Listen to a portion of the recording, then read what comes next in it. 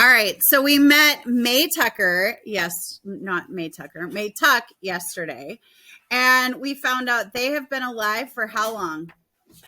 89 years. 78. 87 years.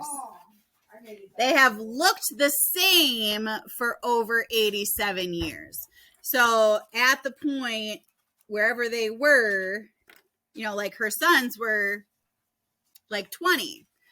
So if her sons were 20, and then for 87 years they've been 20, they also lived for 20 years before that. You know what I'm saying? 107. Right. Does that make sense? Okay. And May, of course, is older than that because she's their mother. Chapter 3. At noon of that same day, in the first week of August, Winnie Foster sat on the bristly grass just inside the fence and said to the large toad, who was squatting a few yards away across the road. Who's Winnie Foster? Winnie Foster is the girl that was in the prologue who, we're just meeting her. Hence the reason for a prologue. But in the prologue, she was the one at noontime. Winnie Foster, whose family owned the Tree Gap Wood, lost her patience at last and decided to think about running away. So she's the one in the prologue who was thinking about running away.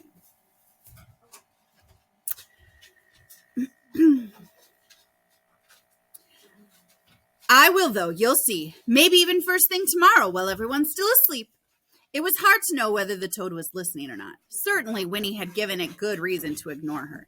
She had come out to the fence, very cross, very near the boiling point, and on a day that it was itself near to boiling, and had noticed the toad at once. It was the only living thing in sight, except for a stationary cloud of hysterical gnats suspended in the heat above the road. Winnie had found some pebbles at the base of the fence, and for lack of any other way to show how she felt, had flung one at the toad. It missed altogether, as she'd fully intended it should, but she made a game of it anyway, tossing pebbles at such an angle that they passed through the gnat cloud on their way to the toad. The gnats were too frantic to notice these intrusions, however, and since every pebble missed its final mark, the toad continued to squat and grimace without so much as a twitch. Possibly, it felt resentful. Or perhaps it was only asleep. In either case, it gave her not a glance when at last she ran out of pebbles and sat down to tell it her troubles.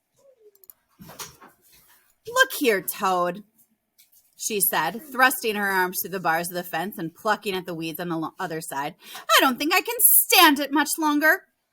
At this moment, a window at the front of the cottage was flung open and a thin voice, her grandmother's, piped, Winifred, don't sit on that dirty grass. You'll stain your boots and stockings. And another firmer voice, her mother's, added, Come in now, Winnie, right away. You'll get heat stroke out there on a day like this, and your lunch is ready. See, said Winnie to the toad, that's just what I mean. It's like that every minute. Yes. Toad. If I had a sister or a brother, there'd be someone else for them to watch. But as it is, there's only me. I'm tired of being looked at all the time. I want to be by myself for a change. She leaned her forehead against the bars, and after a short silence went on in a thoughtful tone. I'm not exactly sure what I do, but something interesting, something that's all mine, something that would make some kind of difference in the world. It'd be nice to have a new name to start with. One that's not all worn out from being called so much, and I might even decide to have a pet, maybe a big old toad like you, that I could keep in a nice cage with lots of grass. And at this, the toad stirred and blinked. It gave a heave of muscles and plopped its heavy mud ball of a body a few inches farther away from her. I suppose you're right, said Winnie. Then you'd be just the way I am now. Why should you have to be cooped up in a cage too? It'd be better if I could be like you, out in the open and making up my own mind. Do you know they've hardly ever let me out of this yard all by myself? I'll never be able to do anything important if I stay in here like this. I expect I'd better just run away. She paused and peered anxiously at the toad to see how it would receive this staggering idea, but it showed no signs of interest. You think I wouldn't dare, don't you? She said accusingly. I will, though. You'll see. Maybe even first thing in the morning, while everyone's still asleep. Winnie! came the firm voice from the window. All right, I'm coming, she cried, exasperated, and then added quickly, I'll be right there, Mama. She stood up, brushing at her legs where bits of itchy grass clung to her stockings. The toad, as if it saw that their interview was over, stirred again, bunched up, and bounced itself clumsily off toward the wood. Winnie watched it go. Hop away, Toad, she called after it. You'll see. Just wait till morning. At sunset of that same long day, a stranger came strolling up the front road from the village and paused at the Foster's gate. So this is the stranger that they're talking about in the prologue, that they talked about in the prologue. Winnie was once again at the yard, this time intent on catching fireflies, and at first she didn't notice him. But after a few moments of watching her, he called out, Good evening! He was remarkably tall and narrow, this stranger standing there. His long chin faded off into a thin, apologetic beard, but his suit had a jaunty yellow that seemed to glow a little in the fading light. A black hat dangled from one hand, and as Winnie came toward him, he passed the other through his dry gray hair, settling it smoothly. Well now, he said in a light voice, out for fireflies, are you? Yes, said Winnie. A lovely thing to do on a summer evening, said the man richly. A lovely entertainment. I used to do it myself when I was your age, but of course that was a long, long time ago. He laughed, gesturing a self-deprecation with long, thin fingers. If you laugh in self-deprecation, deprecating means to insult. So self-deprecation, it's making fun of himself. Okay? Does that make sense? His tall body moved continuously. A foot tapped, a shoulder twitched, and it moved in angles rather jerkily. But at the same time, he had a kind of grace, like a well-handled marionette. Indeed, he seemed almost to hang suspended there in the twilight. But Winnie, though she was half charmed, was suddenly reminded of the stiff black ribbons that had hung on the door of the cottage for her grandfather's funeral. She frowned and looked at the man more closely, but his smile seemed perfectly all right, quite agreeable and friendly. Is this your house? Asked the man, folding his arms now and leaning against the gate. Yes, said Winnie. Do you want to see my father? Perhaps in a bit, said the man, but I'd like to talk to you first. Have you and your family lived here long? Oh, yes, said Winnie. We've lived here forever. Forever, the man echoed thoughtfully. It was not a question, but Winnie decided to explain anyway. Well, not forever, of course, but as long as there have been any people here. My grandmother was born here. She says this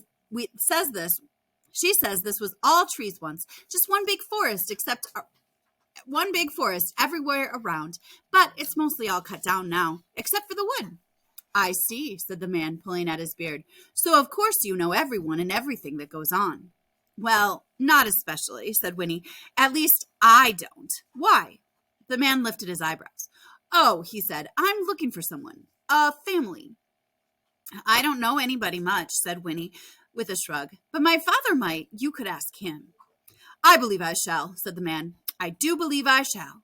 At this moment, the cottage door opened, and the lamp glow that spilled across the grass, Winnie's grandmother appeared. Winifred! Who are you talking to out there? It's a man, Granny, she called back. He says he's looking for someone. What's that? Said the old woman. She picked up her skirts and came down the path to the gate. What did you say he wants?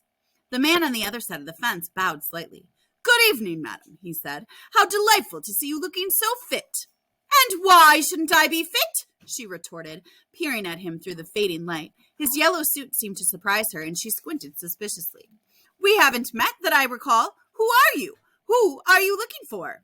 The man answered neither of these questions. Instead, he said, This young lady tells me you've lived here for a long time, so I thought you would probably know everyone who comes and goes. The old woman shook her head. I don't know everyone, she said, nor do I want to. And I don't stand outside in the dark discussing such a thing with strangers. Neither does Winifred. So, and then she paused. For through the twilight sounds of crickets and sighing trees, a faint, surprising wisp of music came floating to them, and all three turned toward the wood. It was a twinkling little melody, and in a few moments it stopped. My stars! Said Winnie's grandmother, her eyes round. I do believe it's come again, after all these years. She pressed her wrinkled hands together, forgetting the man in the yellow suit. Did you hear that, Winifred? That's it. That's the elf music I told you about. Why, it's been ages since I heard it last, and this is the first time you've ever heard it, isn't it? Wait till we tell your father. And she seized Winifred's hand and turned to go back into the cottage. Wait, said the man at the gate. He had stiffened and his voice was eager. You've heard that music before, you say? But before he could get an answer, it began again, and they all stopped to listen. This time it tinkled its way faintly through the little melody 3 times before it faded. It sounds like a music box, said Winnie when it was over.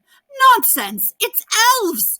Crowed her grandmother excitedly. And then she said to the man at the gate, You'll have to excuse us now. She shook the gate latch under his nose to make sure it was locked, and then, taking Winnie by the hand once more, she marched up the path to the cottage, shutting the door firmly behind her. But the man in the yellow suit stood tapping his foot in the road for a long time, all alone, looking at the wood. The last stains of sunset had melted away, and the twilight died too as he stood there, though its remnants clung reluctantly to everything that was pale in color, pebbles, the dusty road, the figure of the man himself, turning them blue and blurry. Then the moon rose.